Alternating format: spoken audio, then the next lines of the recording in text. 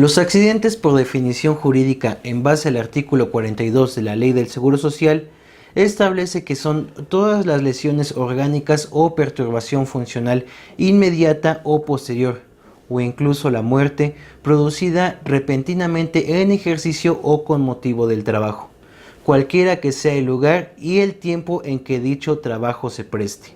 Esto quiere decir que yendo a tu chamba, en la chamba o regresando de tu chamba, estás cubierto por este seguro. Ok, ahora que sabemos qué percances cubren el seguro de riesgo de trabajo, veamos cómo funciona. El seguro de riesgo de trabajo empieza a funcionar al asistir a la clínica o al hospital por resultar ser víctima de un accidente. Una vez evaluado el grado del accidente médico, se emitirá el certificado de incapacidad correspondiente, mismo que notificará que se ha calificado como un riesgo de trabajo. Aunque debes tener en cuenta que no siempre puede ser así. El médico es quien evaluará si califica como riesgo de trabajo o no. De ser así, junto con el certificado que justifica los días de incapacidad, se te entregará un dictamen conocido como ST7, que es el aviso de atención médica y calificación del probable accidente de trabajo. Este formato debe requisitarse forzosamente por el patrón por tres principales razones. De no llenarlo, el médico dictaminará automáticamente el accidente como un riesgo de trabajo sin la posibilidad de poder impugnar el hecho, y te va a afectar a la hora de calcular tu prima de riesgo de trabajo. Te pongo un ejemplo. ¿Qué tal si el trabajador está en una causal en que no proceda? Que porque estaba borrachín o drogado, o por cualquier otra razón que esté tipificado en el artículo 488 de la Ley Federal del Trabajo. Quieres ser chingón, pero le aventas tierra a los demás. Échale un ojo, no te va a quitar nada de tiempo. La otra es que al emitir la presentación de este formato, la autoridad tiene la capacidad y la facultad de imponer una multa que va de los 1,600 a los 28,200 pesos, de conformidad a los artículos 304A en su fracción doceava y el artículo 304B en su fracción cuarta. Y por último, es muy importante el llenado de este formato, señor patrón. Ten en cuenta que si el trabajador accidentado no entrega este formato a la unidad médica, se continuará considerando como un probable riesgo y por ende no tendrá el derecho al pago del subsidio por la falta de documentos. Entonces, no le eches en saco roto, por favor. Apoya al trabajador en este momento difícil para él, para que pueda cobrar la incapacidad. Ten en cuenta también que el médico expedirá los días de incapacidad que él considera pertinentes para la recuperación del trabajador, y una vez que acabe la incapacidad se le expedirá ahora un nuevo formato que ratificará que el trabajador está completamente rehabilitado para poder incorporarse a todas sus labores. Ahora que si lamentablemente el trabajador tendrá una incapacidad permanente o si fallece, Dios no lo quiera, se expedirá el formato ST3, el cual detendrá el proceso de continuar expidiendo certificados de incapacidad temporal. Sale, pues ya estuvo de tanta pinche burocracia, ¿no? Ya los números, papá. Pues sí, cabrón, pero pues eso díselo al IMSS, no a mí. Ok, pongamos un ejemplo de una persona que sufrió un accidente de trabajo. Al principio de la emisión del palomazo fiscal, vimos que se cayó un pobre cristiano de su bicicleta cuando se dirigía a su trabajo. Esto le provocó una severa lesión que le obligó a acudir a su clínica correspondiente. Al haber sido revisado por el médico, se determinó que efectivamente tiene una lesión que le impedirá realizar sus labores, expidiendo así un certificado de incapacidad junto con la ST7 que acabamos de revisar, para determinar si fue un riesgo de trabajo o si se considera únicamente como una enfermedad general. Llenados los papeles, se determinó que sí fue un accidente y se le proporcionó una incapacidad de 20 días, en donde si tenemos que nuestro amigo lesionado recibe un salario base de cotización de 153 pesotes, El artículo 58 de la Ley del Seguro Social establece que tendrá una prestación del 100% del salario en que estuviese cotizando, lo que significa que en estos 20 días recibirá una incapacidad de 3.060 pesotes.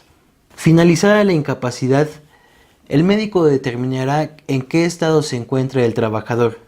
Si está listón, le expedirá la ST2, el formato que da alta a un trabajador después de un riesgo de trabajo.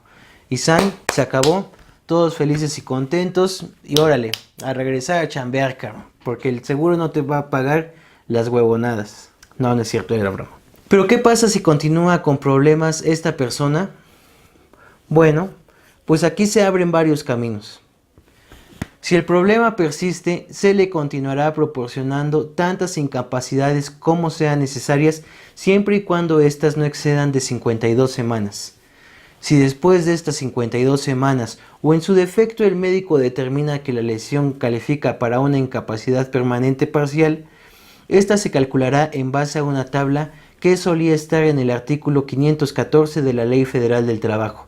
Sin embargo, a través de reforma, esta tabla ahora está regulada por la Secretaría de Trabajo y Previsión Social, en donde encontraremos que... Ajá, güey, pero ni sabes de qué se lesionó, cabrón. ¿Cómo vas a hacer el cálculo? A ver. Ok. Justo para eso está la ST3, el cual es el dictamen que establece que el trabajador califica para una incapacidad permanente parcial o total, y de acuerdo al ejemplo que estamos revisando, encontramos que debido a la lesión, el trabajador tuvo un trastorno funcional de los dedos, perdiendo la flexión permanente de 4 dedos, incluyendo el pulgar, dándole así una incapacidad permanente parcial que se calculará de la siguiente manera. Tenemos un salario base de cotización de 153 pesos. Esta cantidad la multiplicaremos por 30 días para determinar el salario base de cotización mensual. A esta cantidad le multiplicaremos por el porcentaje que determina una incapacidad permanente total, el cual es del 70%, dándonos una base de 3.213 pesotes. Y a esto lo multiplicaremos por el porcentaje que establece la tabla de riesgos de trabajo, que de acuerdo al accidente del ejemplo va de 45 al 50%. En este mismo dictamen se determina que el porcentaje de lesión tiene el afectado que fue del 47%, el cual lo vamos a multiplicar por los 3.213 kilos, resultando así una incapacidad permanente parcial de 1.510 pesos con 11 centavos. Oiga, contador, es muy poca lana. ¿No habrá forma de que me den más o poder hacer algo al respecto? No, ¿verdad? Pues no hay forma de darte más lana. Bueno, pero podríamos optar por una indemnización global. Ah, cabrón, ¿y eso qué es? ¿Me conviene? Una indemnización global es la prestación económica otorgada por el IMSS a un asegurado como consecuencia de un accidente o enfermedad profesional, pero solo se tiene derecho a esta indemnización cuando la lesión rebasa el 25% de la tabla de riesgo del trabajo, pero no excede del 50%. Es opcional, pero ten en cuenta que esta se da solo por una ocasión. Sería prudente de tu parte hacer números para ver si, a pesar de que te ayuda mucho en la liquidez para ti y tu familia, es buena opción, o a comparación de tener un ingreso fijo mensual que te daría una incapacidad permanente parcial. La decisión es tuya y de nadie más. Esta indemnización, cuyo fundamento legal lo encontramos también en el artículo 58 de la Ley del Seguro Social, se calcula multiplicando el importe de la incapacidad permanente parcial que acabamos de determinar por los meses del año, dándonos una pensión anualizada de 18.121.32 pesos. Esta pensión anualizada la multiplicaremos por 5 años y la indemnización global que se le dará a la persona accidentada por única vez será de 90.600 pesos con 60 centavos. Señor patrón, ten en cuenta que independientemente de que ya tenga una incapacidad permanente parcial o se le haya otorgado una indemnización global, tienes la obligación de reincorporarlo o reubicarlo tal vez en donde pueda desempeñarse de acuerdo a sus nuevas aptitudes. Esto de conformidad al artículo 498 y 499 de la Ley Federal del Trabajo. Ponte pilas y no la vayas a estar cagando en un supuesto de que corras al trabajador, porque va a ser causal de despido injustificado. Entonces, aguas, aguas.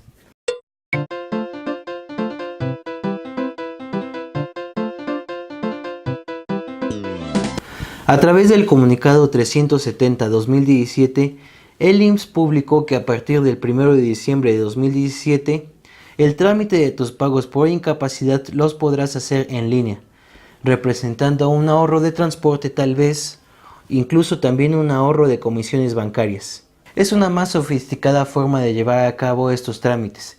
Te dejo el comunicado en la barra de comentarios por si quieres leer un poquito más al respecto. Amigas y amigos del Palomazo Fiscal, es todo por el día de hoy. Como siempre reiteraré, dudas, comentarios, sugerencias, críticas son completamente bienvenidas. Te invito a suscribirte al canal para que sigamos creciendo juntos y aprendamos en esta bella odisea del estudio de las disposiciones fiscales mexicanas. Si tienes un tema en particular, no dudes en escribirlo aquí abajo en la caja de comentarios para que el Palomazo Fiscal lo desarrolle en una de sus emisiones. Un abrazo y nos vemos en la próxima semana en una emisión más del Palomazo Fiscal. Luz y fuerza fiscal para todos. Adiós.